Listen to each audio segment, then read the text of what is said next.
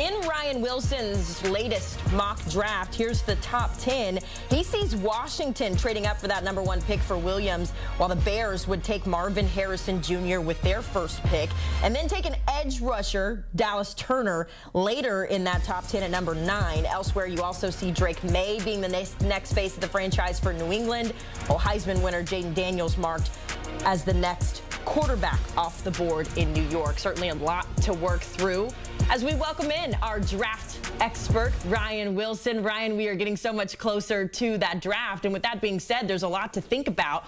So let's start with the Bears, because that #1 pick just keeps getting more and more interesting. If we are operating under the assumption that they keep that #1 pick for themselves, when you look at the needs in Chicago, do they need a quarterback? You have them taking Marvin Harrison instead. Just talk to us about what that first-round pick should look like. Should they keep that #1 pick? Right, so if they stay put and stay in that #1 overall pick and forego all the draft capital and perhaps even players that come their way by way of trade, that would indicate to me that they're probably thinking about moving on from Justin Fields. Is that the right decision? I don't think it is as we sit here right now. There's a lot to sort out between now and the 108 days that you talked about before the actual draft. But we sort of heard Justin Fields talk about it in that press conference. You typically don't hear players speak in that tone when they still have a year left on their deal and they're considered the franchise quarterback. So that was very interesting in and of itself. And they'll go through the evaluation process. It looks like head coach Matt Eberflus is going to return. General manager Ryan Poles has a tough task ahead of him in terms of sorting through these quarterbacks, determining what's in the best interest of the team, whether that's Justin Fields and building around them like they did last year. And I said this last night on HQ with our buddies Joe Musso and Brian McFadden. You can do all that you want in terms of bringing in a quarterback or keeping Justin Fields. If you do not put the infrastructure in place around that young quarterback, and by that I don't mean necessarily Marvin Harrison Jr. or having playmakers on the outside. I'm talking about a play caller who is in sync with that young quarterback. Look what C.J. Stroud and Bobby Sloak were able to accomplish in Houston this year. Look what Matt LaFleur and Jordan Love accomplished as division rivals in that Sunday game when they beat the Bears. And that's what you have to get right first. So whoever the quarterback ends up being, you have to make sure the play caller and the quarterback are on the same page consistently, week in, week out, play in and play out.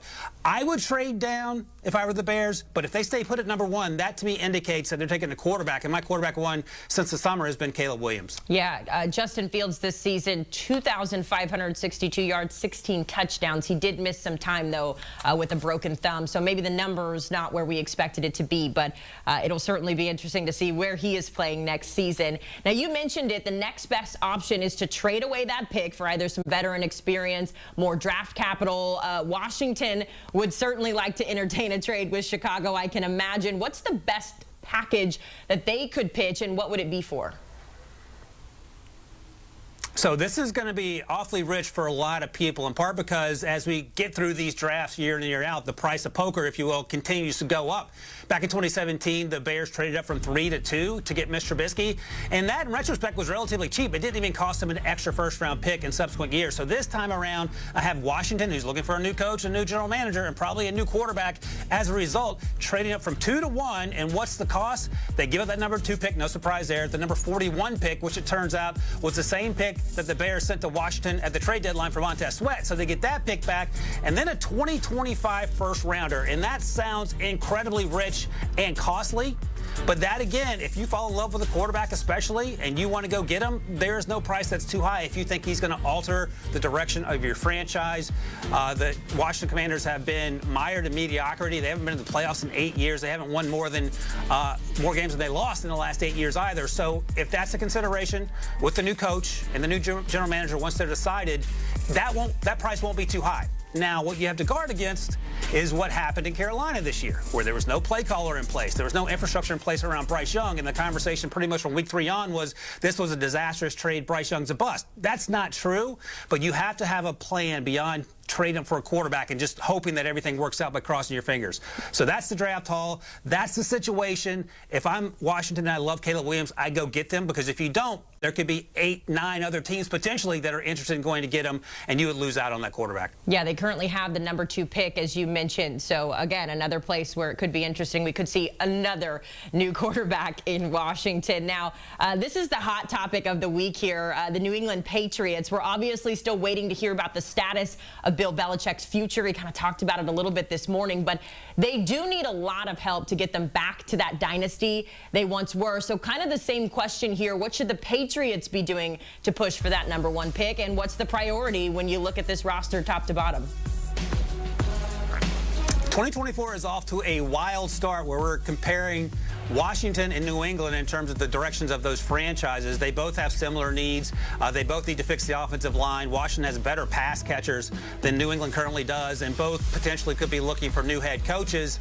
And again, it's sort of the same storyline in that they did not surround Mac Jones and Bailey Zappi, if you want to include him, with the best possible players and play callers, and that's what has them in this situation in part. They've drafted poorly when Bill Belichick has been the general manager for most of the time over the last 5, 6, 7 years. That's a concern. And look, this feels like the Houston Texans a year ago, who had the #2 pick. You cannot get out of this draft without a quarterback if you're the New England Patriots, because it's not going to be Mac Jones, it's not going to be Bailey Zappi, it's not going to be anyone currently on the roster taking snaps under center in 2024. And if Caleb Williams is off the board, QB2 most likely will be Drake May out of UNC. There are going to be some conversations where perhaps he's in the QB1 mix. Jaden Daniels, who's a Heisman Trophy winner, has had a fantastic fall. He could be in the QB2 mix. And then Michael Penix Jr., who's had a fantastic last 2 years at Washington, has played himself into the first round for a lot of NFL teams. So I think if you're New England, and Caleb's gone, look, I get that Marvin Harrison could be there. Do not worry about Marvin Harrison because you have no one to throw him the ball unless Marvin Harrison's going to play quarterback. Draft a quarterback, develop that quarterback, and surround that quarterback with help, because that's the best way to get back into the mix in the AFC East. And by the way, look what the Bills did with Josh Allen. It took about 2 years to get Josh Allen to where he is now. They got Stephon Diggs to help him. They have the play callers to help him succeed, and they are back in the playoffs. Yeah, it's so crazy that we are once again talking about the Patriots needing a quarterback, but I guess you need what you need, Ryan.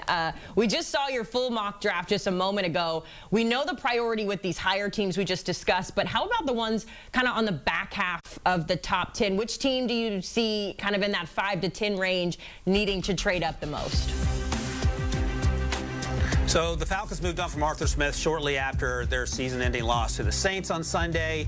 That wasn't necessarily a surprise. The quarterback situation did not work out there either. Taylor Heineke was signed from Washington. He served as the backup to Desmond Ridder. Desmond Ridder, the former third-round pick, has not worked out. And the issue with Desmond Ridder coming out of Cincinnati wasn't his leadership skills, because he's a fantastic leader, is that he struggled with consistency and accuracy. We saw that pretty consistently over the course of the season, and they have to move on from him as well if they want to jumpstart this offense, I believe. I don't think he's going to be able to turn the corner next year with whoever the new coach ends up being. That said, I like the idea of them trading it from 8 into the top 5 to get a quarterback. Someone like Jaden Daniels is really appealing. Jaden Daniels reminds me a lot of Michael Vick. Michael Vick. Michael Vick played at a high level for Atlanta, but he reminds me of Lamar Jackson more recently, who is going to be the MVP candidate. Jaden Daniels, it turns out, won the Heisman Trophy. And I love the idea of Jaden Daniels throwing balls to Kyle Pitts and to Drake London and to handing the ball off to Bijan Robinson, the way that offense was supposed to look when you drafted those players with top 10 picks the last 3 years. I currently have them staying at 8 and take on Michael Penix Jr. The knock against Michael Penix Jr. is that he throws to too many NFL receivers. That's exactly what he would do in Atlanta. So we know he can do it at a high level, so that should assuage those concerns. But if you're trading up because you love a Jaden Daniels or a Drake May or even a Caleb Williams, the Falcons seem like a prime candidate with a new coach coming in, with an owner that's eager to get back to those winning ways, something they haven't seen during the Arthur Smith regime.